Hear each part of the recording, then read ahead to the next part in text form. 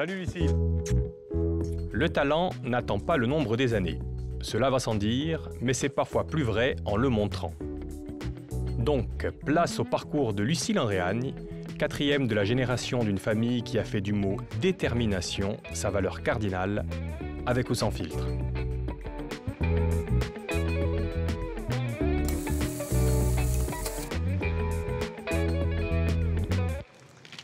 Et bienvenue dans votre vie. Voilà, c'est plutôt la vie de ceux qui vous ont précédé d'ailleurs. Hein. Venez, on va commencer par là, parce qu'on va la retracer, cette famille, hein, finalement. Avec le plus vieux portrait de la famille que j'ai, c'est celui-ci. C'est qui, Lucille? Mon arrière-grand-père, Lascaux. Quelle famille? Grimaldi. C'est les Grimaldi. Il a un prénom particulier, lui, hein? Ange Michel. Ange Michel. Est-ce que c'est très particulier pour ici? Non. Ange Michel, non. Oui, quand même. Oui. Ange Michel, ah ouais, Ange Michel, c'est le premier que j'entends. Ange Michel Grimaldi d'Ascaux. Oui. Qu'est-ce que vous savez sur lui? Je sais des choses et je sais pas grand-chose finalement parce que ça remonte à un petit peu longtemps, mais c'est vrai qu'il est né en 1890 et quelques, alors 1893-94, je me souviens pas, et je l'ai pas connu malheureusement, mais effectivement il a eu une vie à la fois très originale et en même temps comment comparer puisque bon, ouais, c'est difficile pour moi, mais non c'est vrai qu'il a eu en tout cas l'expérience de la guerre et une expérience assez intense puisqu'il a passé son service militaire et à la sortie de son service militaire, c'était le début de la Première Guerre mondiale.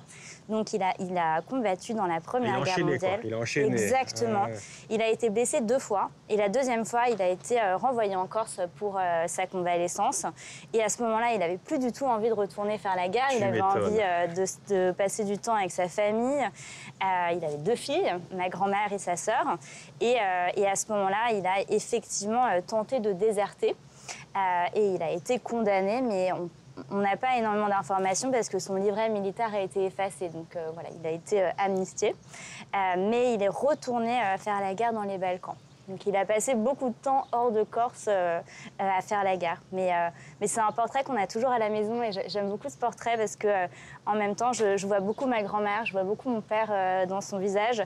Et c'est vrai que c'est un visage qui est un petit peu dur et en même temps, il y a une certaine douceur dans son regard. J'aime bien ce portrait.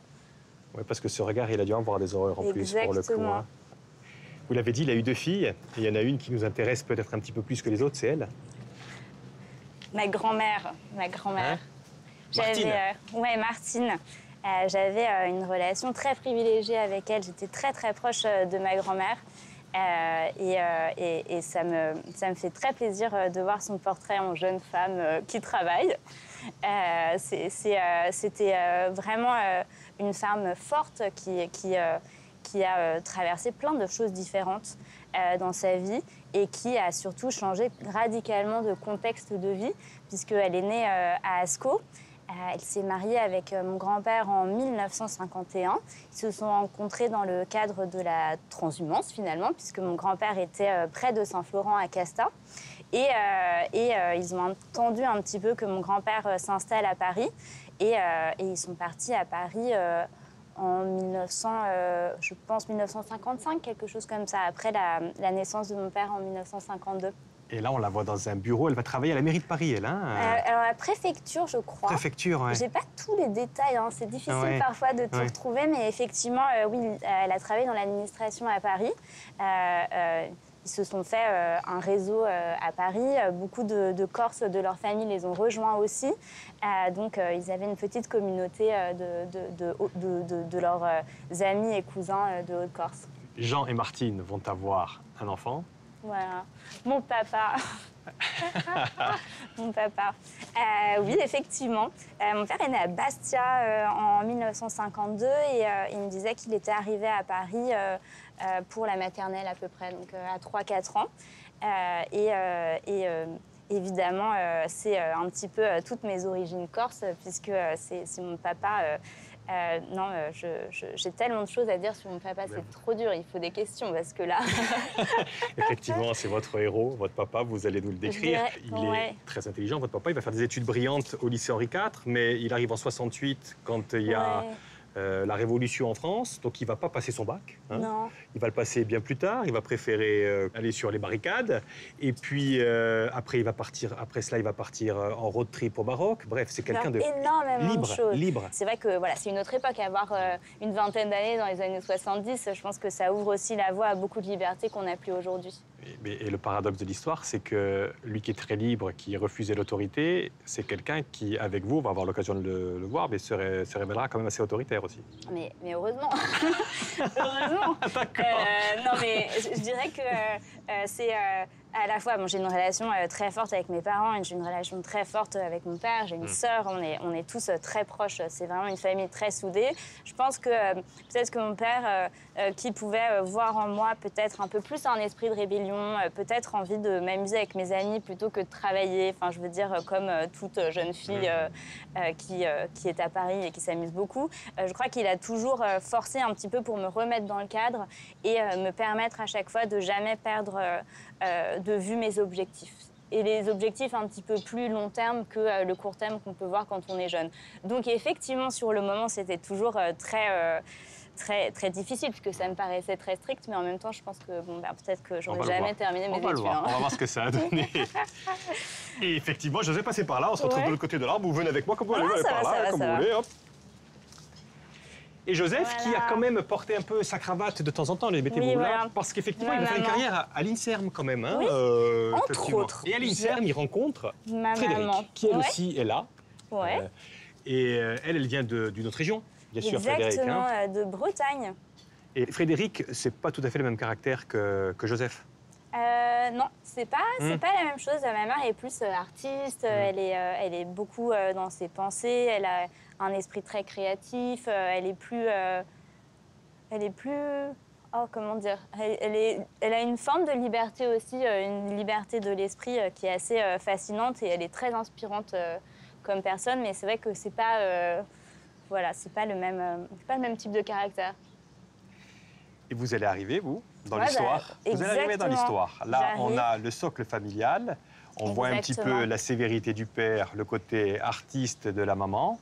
Qu'est-ce que ça va donner avec vous? Je ne veux pas dire que mon père est sévère. Ah, je sais pas. Je sais pas. Ne le dites pas trop. Bon, alors, je lui dis pas et on va voir ce que ça va donner. Il peut être susceptible, hein. J'ai encore mes vacances, à Ascaux à sécuriser, là. Hein.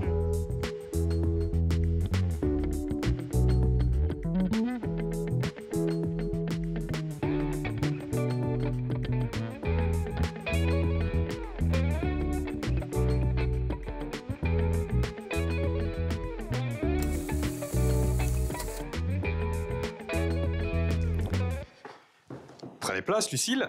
Merci. Et on va rester au village, avec vous. Et j'ai fait cette petite composition, là, en fait. Ah. Là, il y a une photo où vous êtes seul.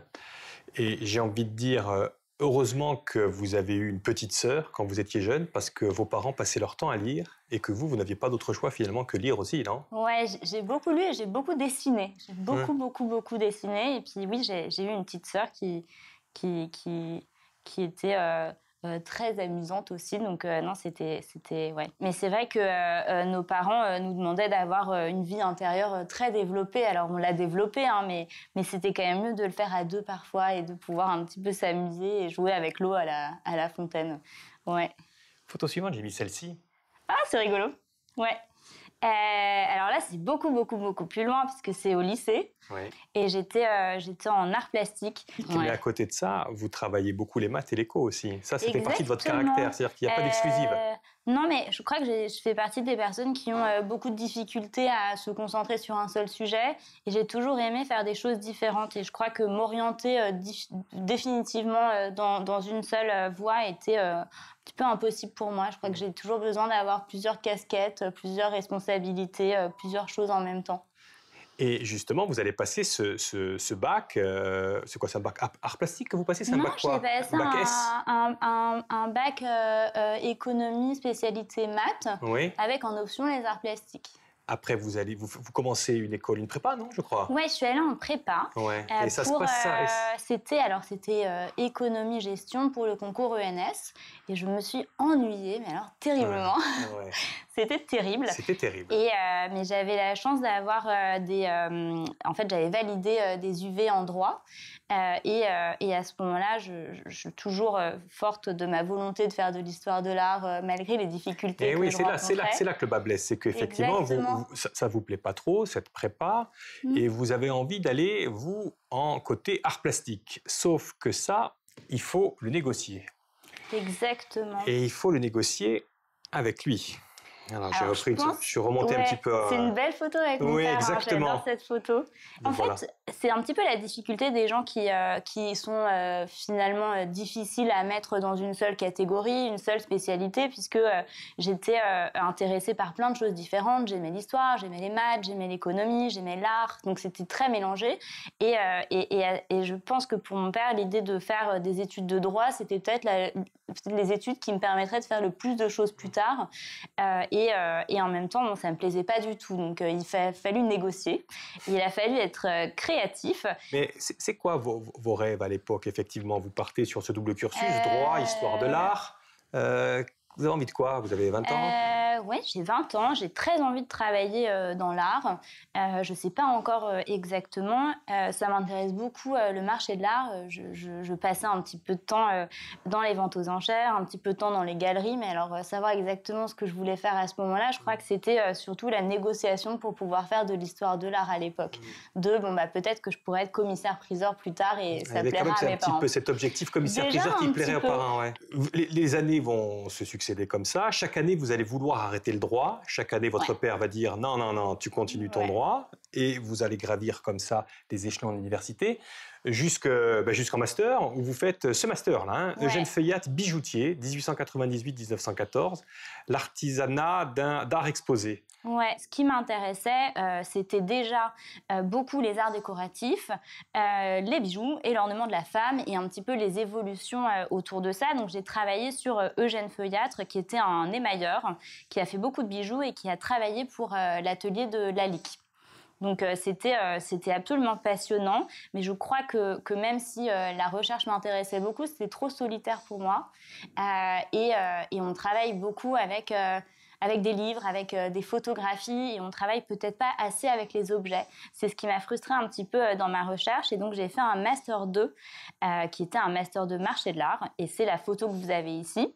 Et c'est assez amusant parce que vous voyez, alors on ne voit pas mon visage, mais je suis au milieu de la photo, et juste derrière moi, vous avez François Driclès, qui était à ce moment-là le président de Christie's, et qui était en fait parrain de notre Master. C'est une révélation, c'est un jour, il y a une vente aux enchères, et vous arrivez ici. Ouais. Vous voyez cette personne qui est derrière son pupitre, là, qui s'appelle Marie-Laurence Tixier. Et vous voyez cette femme, en fait. Et là, il y a une vraie révélation. Il y a une vraie révélation. Je me dis que vraiment, c'est exactement ce que j'ai envie de faire. Pourquoi c'est exactement ce que vous avez envie de faire? Qu'est-ce qui se passe là? Je pense que vous avez un petit peu tous ces métiers dans le marché de l'art, dans la culture, etc. C'est difficile parfois de trouver un petit peu des modèles femmes qui ont réussi à accomplir les choses dans lesquelles vous vous projetez vous-même. Et je pense que ça a été une figure importante pour moi de me dire qu'en étant une jeune femme passionnée peut-être par les bijoux, par des choses, peut-être par la mode aussi, de me rendre compte que finalement, c'était possible de faire carrière là-dedans. En tout cas, je ne savais pas encore si c'était possible, mais je pouvais me projeter dans quelque chose. Et ça a vraiment été un modèle pour moi. Et oui, et c'est tellement un modèle que vous, je ne sais pas, vous êtes timide ou pas d'ailleurs, je n'ai pas l'impression. En tout cas, vous avez le culot de vos 20 ans à l'époque, et vous allez la voir, et vous lui dites... J'ai envie d'être vous, je ne sais pas si je lui ai dit comme ça, mais je pense que c'est vraiment ce qui transparaissait de ce que je lui disais à ce moment-là. Mais oui, j'ai demandé si je pouvais faire un stage dans son département, puisque pour moi, c'était le seul moyen de découvrir un petit peu mieux ce métier. Alors, il va falloir être un petit peu patiente, mais quoi qu'il en soit, combien de mois après Quelques temps après. Mais j'étais déterminée. Vous retrouvez là, en fait. Effectivement, vous venez faire un stage de deux fois 6 mois chez Christie's. Oui, j'ai fait 2 fois 6 mois, et alors, donc, c'était il y a plus de 10 ans. On rappelle ce que c'est Christie's, c'est une maison de vente aux enchères, effectivement. Exactement, internationale. Vous rentrez comme stagiaire dans quel département? J'étais aux arts décoratifs. Ah bah oui, ça correspond. C'est pas si éloigné. Exactement. Mais je rêvais des bijoux. Et vous rêvez des bijoux. Vous faites aussi aux bijoux ou pas? Vous faites 6 mois aux arts déco, 6 mois aux bijoux, bien sûr. Ouais. Et vous allez voir des choses extraordinaires, en fait, chez Christie's. Et notamment ce genre de vente-là. Ouais, exactement. Alors, je ne sais pas si vous avez vu ça. Hein. Moi, j'ai pas vu ça, mais effectivement, on a vendu des très belles pièces de la collection Murat, des perles naturelles, des choses. En fait, vous avez une place qui est un petit peu exceptionnelle hein, dans l'accès aux objets et aux œuvres d'art. Et vous êtes donc chez Christie's, vous voyez des choses exceptionnelles qui passent, et puis il y a une opportunité qui va passer. Alors, je suis chez Christie's et je travaille beaucoup. Je travaille beaucoup. Parce que j'ai envie qu'on me propose quelque chose, j'ai envie d'avoir une opportunité et j'étais très déterminée. Et je crois que j'étais une stagiaire très investie et très sérieuse. Alors, ça m'a un petit peu aidée pour la suite, mais effectivement, oui. Il y a une opportunité qu'il faudra saisir et que vous allez la saisir, mais on ne va pas en parler là. On en parle dehors? Allez, venez avec moi.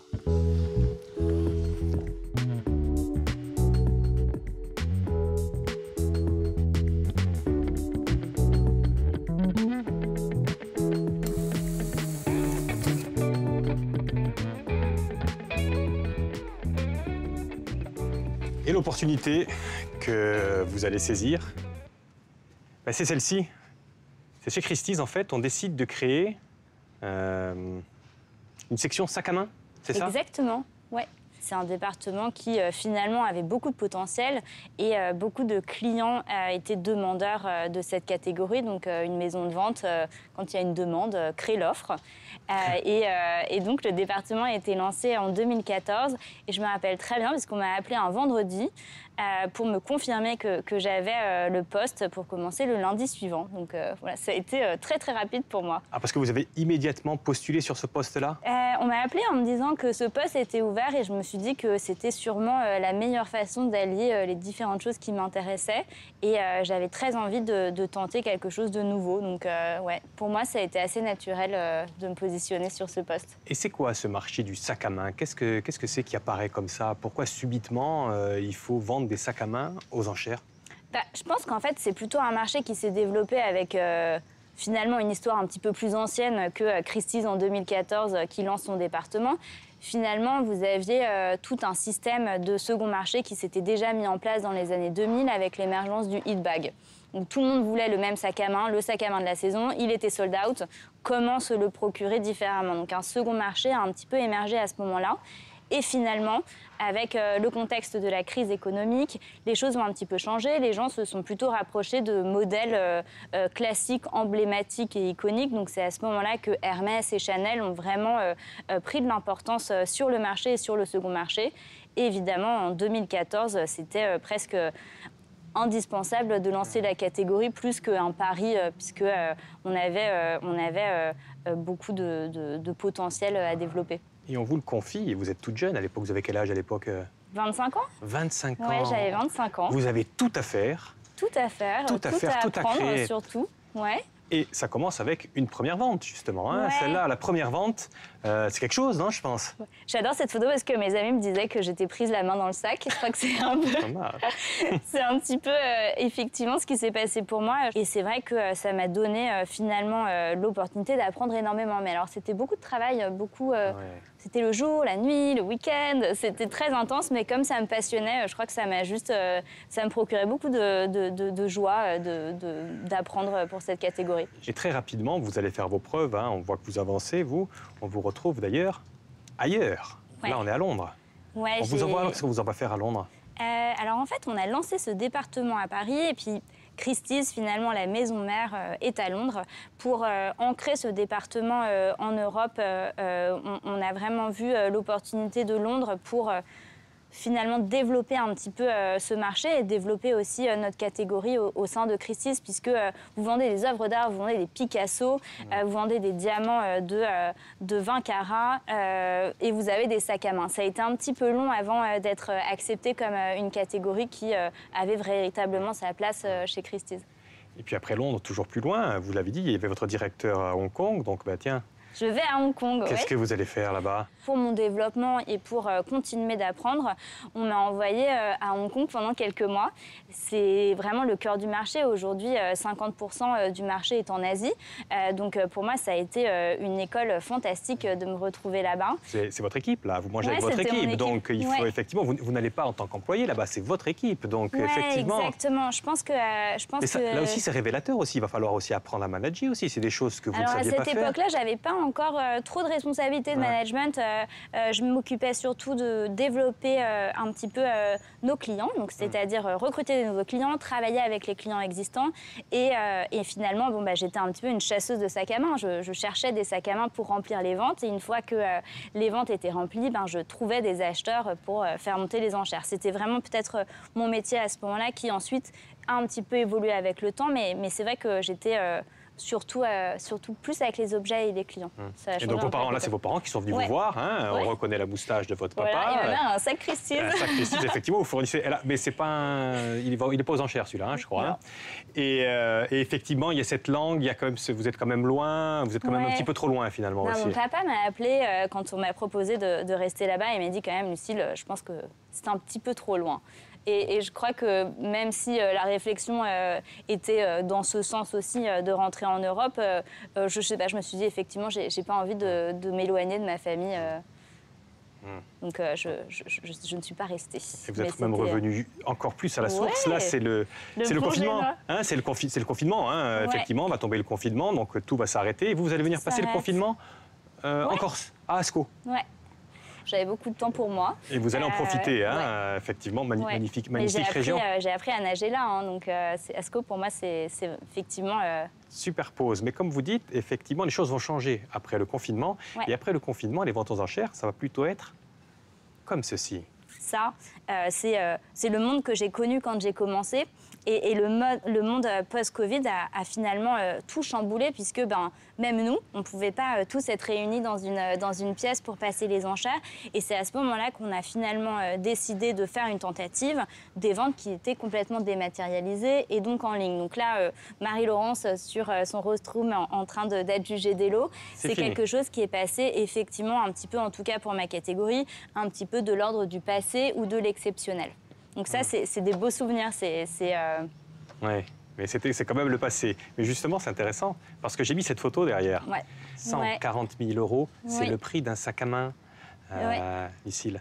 Quand j'ai dit que les ventes aux enchères traditionnelles avec un commissaire-priseur était devenu un petit peu exceptionnel pour nous, c'est une belle exception, c'est-à-dire qu'on avait une collection qui était magnifique et on avait envie de reconnecter aussi avec nos clients et reconnecter aussi physiquement au téléphone et pas forcément les laisser enchérir seuls chez eux. Et c'était un événement qui effectivement, ça méritait tout à fait de faire ce type de vente. De Paris, on part à Milan, justement, où là aussi c'est une sacrée vente. Là. Il y a combien de sacs qui se vendent? Alors, c'était une partie de la collection puisque ça a été vendu en 3 fois. C'était la première vente qui était au Palazzo Clerici à Milan. Incroyable. Ça a été... en fait, de la diversité. Pour moi, mon métier d'expert, ça a été une sorte de révision du baccalauréat de l'expert. C'était très rigolo. Et le total de cette collection sur 3 ventes, c'était 6 millions. 6 millions d'euros. Vous l'avez dit, vous êtes experte et experte, c'est ça? Vous n'êtes que 2 à Paris, hein, Lucille. Vous n'êtes pas n'importe qui. C'est-à-dire que vous savez déterminer le vrai du faux. Alors, quelques trucs, on va pas vous donner vos astuces, mais comment on reconnaît un vrai sac d'infos? Qu'est-ce qu'il y a comme... Alors, vous avez parfois, je dirais, le poids du sac, la texture du cuir, l'odeur du sac. Alors, je sais que ça paraît toujours un peu étrange, mais les sacs Hermès ont une odeur particulière qui est due au processus de fabrication et de tannage. Vous avez aussi les parties métalliques, les gravures, vous avez les signatures. Et en fait, c'est aussi cousu à la main. Donc, si vous avez une irrégularité, alors parfois, vous avez un nombre de points particuliers qui... Mais je dirais que quand vous avez un niveau d'expertise qui est très élevé, vous pouvez toujours vous tromper. Donc, vous êtes toujours un petit peu questionné dans votre métier d'expert. En tout cas, il faut garder ce doute parce que ça peut évidemment arriver à tout le monde dans toute spécialité. Mais vous avez quand même un petit peu votre instinct qui vous guide au début. Et puis dans ce métier, il y a une histoire d'objet, bien sûr, mais des histoires aussi humaines et des histoires même de temps en temps assez intéressantes. Je pense à cette femme à qui on avait offert un sac Hermès quand elle était jeune. Et puis la vie étant, elle s'est séparée de son amoureux. Elle avait ce sac qui lui rappelait cet amour. Elle a décidé de vous le confier. Hein, et c'est vous qui racontez la suite de l'histoire. Oui, bien sûr. Je me rappelle très bien de cette femme qui m'a téléphoné un jour en me disant « j'ai ce sac ». Alors ça me paraissait un petit peu exceptionnel au téléphone, mais j'y croyais pas tellement parce que c'était un sac que j'avais jamais vu de ma vie encore dans mon expérience de 10 ans. Donc j'ai vu plus de 1000 sacs par an. Bon, bref, ça fait beaucoup de sacs. Et en fait, on se rend compte, je vois le sac et je me dis à ce moment-là, mais en fait, c'est le sac le plus exceptionnel que j'ai jamais vu de ma carrière. On avait mis une estimation qui était à l'époque de 80-100 000 euros et il s'est vendu 277 000 euros pour quelque chose qui avait probablement été acheté autour de 12 000 euros. Donc c'est un petit peu les histoires incroyables. Et l'histoire encore plus incroyable, c'est qu'elle n'a pas embauché tout l'argent, c'est ça ou c'est quelqu'un qui en fait alors il y a plein d'histoires, il y a plein de choix, mais c'est quelqu'un qui a été tellement agréablement surprise par ce résultat, puisque c'était quelque chose auquel elle ne tenait pas finalement, qu'elle a décidé de reverser une grande partie à des œuvres de charité. C'est des belles histoires aussi. C'est des belles histoires. Et ça nous permet d'arriver sur cette dernière photo. La belle histoire, c'est la vôtre. Lucille, là, on a quatre générations, effectivement, hein, d'Andréane. Ouais. Et on voit que les Andréanes, c'était des bergers. Et puis, il y a quelqu'un qui a commencé à être fonctionnaire, qui a mis le costume pour être bien habillé. L'élégance, c'était vraiment important d'être toujours, comment on vous disait quand vous étiez jeune? Il faut que impeccable. Impeccable. Hein, impeccable. Et puis après, il y a eu un ingénieur. Et puis maintenant, il y a vous qui êtes dans les produits de luxe.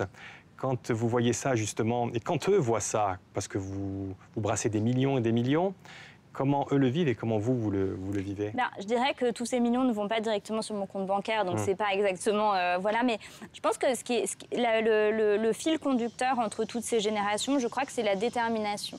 Et c'est vraiment, et je pense que c'est peut-être mon héritage le plus fort de ma famille, c'est d'être toujours très déterminé quand on fait quelque chose. Alors, j'ai fait ce choix de carrière, ma sœur en a fait un totalement différent, elle est docteur en physique, mais je crois qu'il y a cette détermination qui joue beaucoup, avec des enjeux qui sont différents suivant les générations. La dernière photo, c'est moi qui la prends. Allez, venez à côté de moi, c'est le selfie pour finir, un beau sourire. Hop. Merci infiniment, Lucille. Une belle découverte. Hein. Continuez d'être aussi déterminée. Et la bise à votre sœur qui habite à Ajaccio, elle, par contre. Hein. Oui, merci. Et à bientôt, tout simplement. Merci. Oh, c'est par là, et moi, c'est par là.